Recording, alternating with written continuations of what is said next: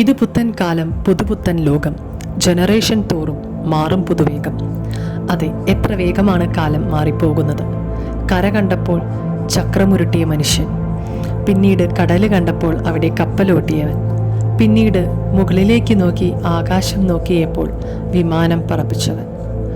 അങ്ങനെ അങ്ങനെ ആധുനിക മനുഷ്യൻ 21-ാം നൂറ്റാണ്ടിൻ്റെ ഉത്തുംഗ ശൃംഗത്തിൽ എത്തി നിൽക്കുന്ന ഈ സമയത്ത് നമ്മുടെ നാട്ടിൽ ചാന്ദ്രയാനും മംഗളയാനും കഴിഞ്ഞ് ഗഗൻയാൻ മിഷന് വേണ്ടി നമ്മൾ ഒരുങ്ങിക്കൊണ്ടിരിക്കുന്ന ഈ അവസരത്തിൽ നമ്മുടെ ശാസ്ത്ര പുരോഗതികളുടെ നടുവിൽ നിന്നുകൊണ്ട് നമ്മുടെ നാട്ടിലെ പഴയ ആചാരങ്ങളെയും അന്ധവിശ്വാസങ്ങളെയും എത്രമാത്രം നാം പിന്നിലാക്കി എന്ന് നമുക്ക് ഉറപ്പിച്ചു പറയാനാകും. ഈ ഒരു അന്വേഷണത്തിലേക്ക് നമുക്കൊന്ന് എത്തി നോക്കാം. ചേട്ടൻ, നമ്മളിങ്ങനെ കുറേ ചിരിച്ചാൽ കരയുമെന്ന് പറഞ്ഞിട്ടൊരു സംഭവം കേട്ടിട്ടില്ലേ? അപ്പം അതിനെ കുറിച്ചിട്ട് അങ്ങനെ ഉണ്ടാവുമോ ശരിക്കും? അതിനെ കുറിച്ച് എന്താ അഭിപ്രായം എന്നൊന്ന് പറയും. അതൊന്നും അങ്ങനത്തെ ഒരു വിശ്വാസമൊന്നുമില്ല. അതൊക്കെ ഒരു അന്ധവിശ്വാസം എന്നൊക്കെയല്ലേ പറയാൻ പറ്റുള്ളൂ. കണ്ണേർ പറ്റുക പറയുന്ന ഒരു കോൺസെപ്റ്റിനെ കുറിച്ചിട്ട് ചേച്ചിയുടെ അഭിപ്രായം അങ്ങനെ ഉണ്ടായിട്ടുണ്ടാവും? എല്ലാവരും കണ്ണ് പറ്റി എന്നൊക്കെ പറഞ്ഞു കേട്ടണേല് ചിലപ്പോൾ വല്ല കുട്ടികളെ ഇങ്ങനെ അലങ്കരിച്ച് കൊണ്ടുപോയി പിടിക്കുകയൊക്കെ ചെയ്യുമ്പോൾ ചിലപ്പോൾ ആൾക്കാർ കണ്ടിട്ടാവും, അങ്ങനെയൊക്കെ ചിലർ പറയും. അതിൽ വലിയ വിശ്വാസമൊന്നുമില്ല, അങ്ങനെ പറയണ കേട്ടിട്ടുണ്ട്. ചേച്ചി, നമ്മൾ ഈ കറുത്ത പൂച്ച വട്ടം ചാടിയാല് നമുക്ക് അന്നത്തെ ദിവസം മോശമാവും എന്നൊക്കെ പറയണ കേട്ടിട്ടില്ലേ? ചേച്ചിക്ക് അങ്ങനത്തെ എന്തെങ്കിലും അനുഭവം ഉണ്ടായിട്ടുണ്ടോ? കറുത്ത പൂച്ച ചാടിയാൽ ഇത്തിരി മോശമാണ് എന്ന് പറഞ്ഞു കേട്ടിട്ടുണ്ട്, അത്ര മാത്രമേ ഉള്ളൂ.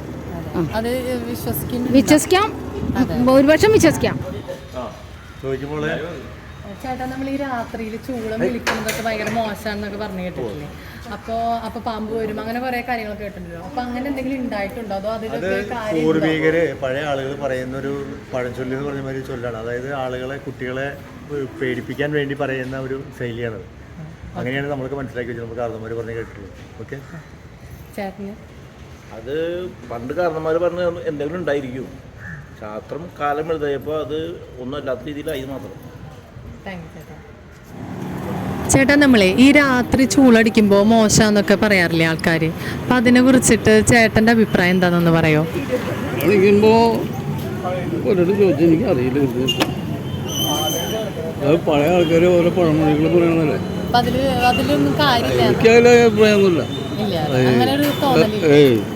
നമ്മളിങ്ങനെ കണ്ണ് പറ്റുന്നൊക്കെ പറഞ്ഞു കേട്ടിട്ടില്ലേ? നമ്മളങ്ങനെ ഇപ്പൊ മുടി വെച്ചിട്ട് കണ്ണ് പറ്റും, അല്ലെങ്കിൽ എന്തെങ്കിലും ഒരു നല്ല നേട്ടം ഉണ്ടായ ആൾക്കാരുടെ കണ്ണ് പറ്റും. അപ്പൊ അതിനെ കുറിച്ചുള്ള അഭിപ്രായം എന്താ?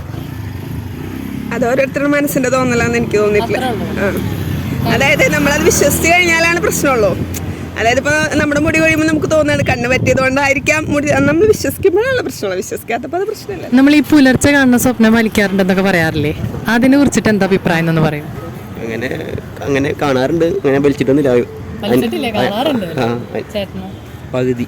പകുതി ശരിയാണ്. നമ്മൾ ഈ കാലാട്ടണതൊക്കെ ഒരു തിണ്ണേമ കയറിയിരുന്ന് കാലാട്ടാന്നൊക്കെ പറയുന്നത് മോശം നമ്മളോട് പറയാറില്ലേ? അപ്പോൾ അതിനെ കുറിച്ച് എന്താ അങ്ങനെ പറയാൻ? എന്താ പണ്ട് കാരണന്മാര് പറഞ്ഞു കേട്ടിട്ടുണ്ട്, ചെറുപ്പക്കാരത് ചെയ്യാൻ പാടില്ല, മോശമാണ്, അത് വീട്ടിലേക്ക് മോശമാണ്. നമ്മൾ രാത്രിയിൽ ഉറക്കെ സംസാരിക്കരുതെന്നൊക്കെ പറയണത് കേട്ടിട്ടില്ലേ? അതിൽ വല്ല കാര്യമുണ്ടോ? അതിൽ വിശ്വാസം ഉണ്ടോ? അതില് വിശ്വാസം പറഞ്ഞാൽ ഉണ്ട്, പക്ഷേ ഇല്ല, അങ്ങനെയായിട്ട്. അതെ അല്ലേ? അതായത് ഉറക്കെ സംസാരിക്കാം, സംസാരിക്കുകയും ചെയ്യാം. ശരി പറഞ്ഞാൽ അങ്ങനെ തന്നെ. സമയത്തെ പിന്നോട്ട് ചലിപ്പിക്കാൻ നമുക്കെന്ത് ചെയ്യാനാകും? എങ്ങോട്ടും പോകേണ്ട, ഒരു യന്ത്രവും കണ്ടുപിടിക്കേണ്ട, ഇത്തരം വിശ്വാസങ്ങളിലൂടെ അങ്ങ് മുന്നോട്ട് പോയാൽ മതി. സമയം ഒരുപാട് പിന്നിലേക്ക് നമ്മളെ കൊണ്ടെത്തിക്കും. അതുകൊണ്ട് മാറ്റം തുടങ്ങേണ്ടത് നമ്മളിലൂടെയാണ്.